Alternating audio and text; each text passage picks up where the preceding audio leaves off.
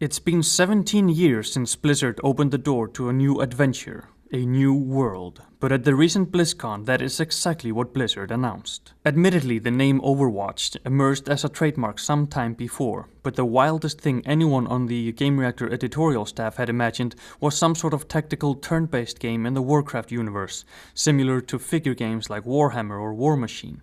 Instead, Blizzard revealed something brand new. Overwatch is something quite Blizzard atypical.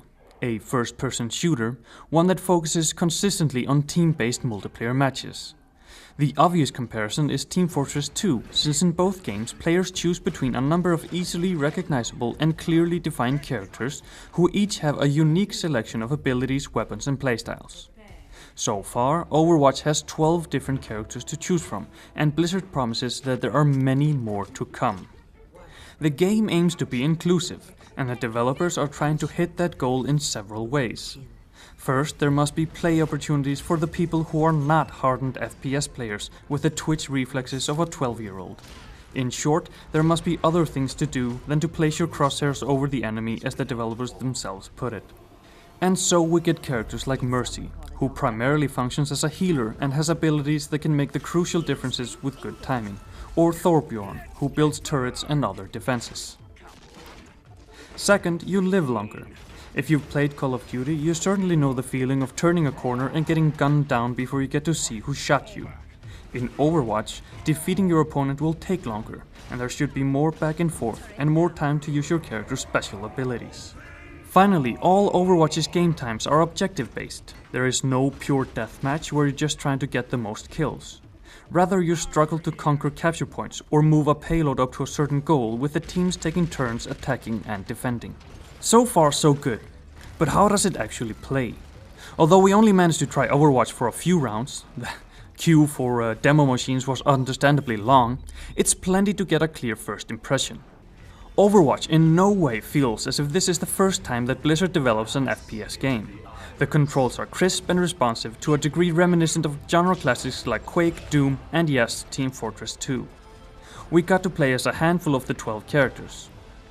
Tracer is equipped with 2 pistols that have a high firing rate and a small magazine. She can blink, i.e. teleport, over short distances with a press of the shift key. The ability has 3 charges that gradually fills up after use. With the E button, she rewinds time for herself, ending up exactly where she was 3 seconds ago, even with the same amount of health. Perfect for a quick in and out attack, tactical retreat and other options. Pharah is equipped with a rocket launcher and a jetpack that can both send her high in the air or let her float for short durations of time. Hanzo can climb vertical surfaces, and with his bow, if you charge the shot up for a few seconds, he can take out most opponents with a single arrow. Reinhardt is a large heavy German with a warhammer and massive armor who can throw up a shield that absorbs enemy fire while teammates can still shoot through. He can also charge and kill enemies by crushing them against walls. Finally, we tried Reaper, who's armed with 2 heavy pistols, has a rather slow teleport ability, and can make himself invulnerable for a short amount of time, where he in turn cannot attack.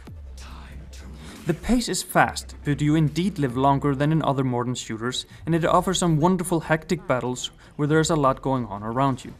There's also a great degree of mobility thanks to skill as Pharah's jetpack or Hanzo's wall climbing, and the increased verticality is very refreshing. Combat is 6v6, and with 12 characters currently in the game, you'd be inclined to think that there's only room for 1 of each in the match. But no, you can switch characters every time you die, and there's nothing stopping you from making an entire team of Winstons, the huge friendly mutant gorilla with glasses. The developer's experience, though, is that teams with many identical characters do worse than more balanced teams. Immediately after the unveiling of Overwatch, there were many who assumed that the game would borrow elements from the MOBA genre, but that's downright wrong. There is no progression system, either within or outside of the fighting, nothing to unlock or power up abilities gradually, and no NPC characters to shoot at. It's pure action, pure FPS. One point where Overwatch is really going to stand out from Blizzard's other major titles is the story. There is almost no story in the game itself. This does not mean that Overwatch has no story at all. In fact, there's quite a lot of it. But as Madsen explained on stage, it will be told in other contexts. Exactly how, he said nothing about, but more clips from the Blizzard cinematics department in the style of the terrific intro movie they showed at BlizzCon is probably a safe bet. Transmediality is very in at the moment. And since the aforementioned mini-movie looked like something coming out of Pixar, we eagerly hope for more on that front. The big unanswered question is the payment model, and Blizzard won't talk about it yet. So we do not know if it will be a full one-off a la Diablo or StarCraft, or free-to-play with character purchases in the style of Heroes of the Storm or Hearthstone. But Overwatch holds up even in this early stage. The game will go into beta at an unspecified time next year, and Blizzard has opened up for signups, so make sure to stay tuned to Gamereactor for more in-depth coverage on the beta and the game itself closer to release.